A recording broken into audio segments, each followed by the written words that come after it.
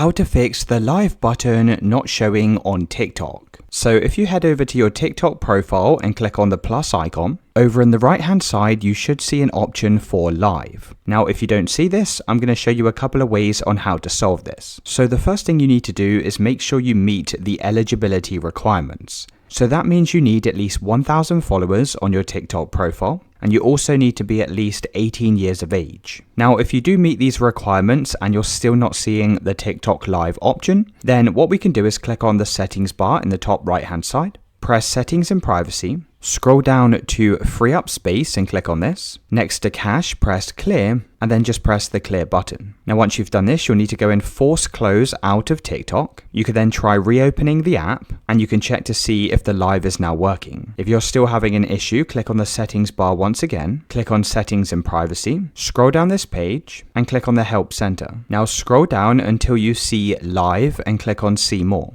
You can then press chat with us and press live. You can then type something in along the lines of I can't go live on my account, and you can report your issue to the TikTok support team. Sometimes there can be a technical glitch, and that's why you can't go live on TikTok.